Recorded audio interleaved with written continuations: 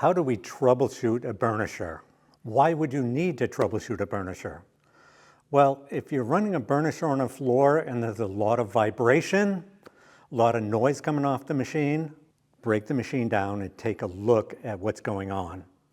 First thing I would do is I would double check your cord to be sure the cord is not frayed, it doesn't have any defects. Put the machine on its back, get down and look at that pad. The burnishing pad should, number one, as you spin it on the machine, should be perfectly centered to the outside of the pad driver. If it is not, if it's off center, it will create vibration and issues. So remove the retainer, take the pad off, maybe flip it, center it to the outside. Once it's secure and you've spun it around and there's no wobbling, put your center holder device in and hold it tight. The next thing I would look at would be the skirt. Many burnishers has a skirt on them, especially if they are a dust control unit. And the skirt really allows for the natural spinning of the machine to create suction to bring dust up into a collection plate. And if that skirt is damaged or in any way or half falling off the machine, the air can move and turbulate and cause a lot of noise under that machine. So that skirt needs to be in very good shape that goes around the pad and pad driver. Now we'll look at, and this is very important because many people forget to ever look at the vacuum bag that's on a dust control burnisher. Take that vacuum bag off. If it feels like a brick, the air's not moving. That means it's turbulating, causing noise and vibration under the machine. So take that bag off and replace it.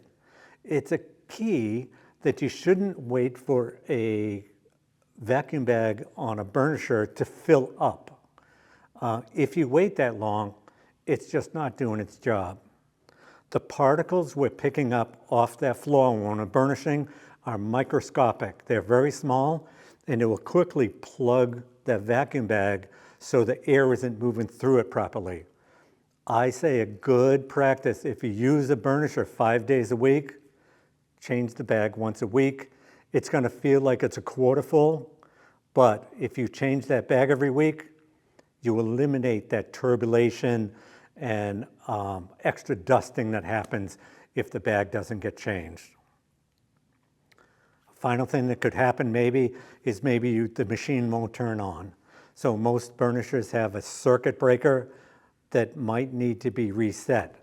And a circuit breaker could pop if you were burnishing a floor and accidentally went onto a mat or something that increased the amp load. Boom, the machine circuit breaker is going to pop to protect that motor from overload. And so once the machine is cooled down, you can reset that switch. The circuit breaker on burnishers, automatic floor scrubbers, most machines really can only be set a few times. And each time they reset, the circuit gets weaker and weaker and weaker. So you will get to a point sometimes where you reset it, you go to run the machine, it just pops again. You really need to contact an Imperial Dade service center and have the machine serviced.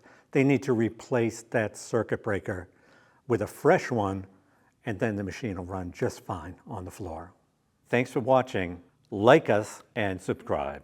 Leave a comment with a question, and we may do a video about that in the future.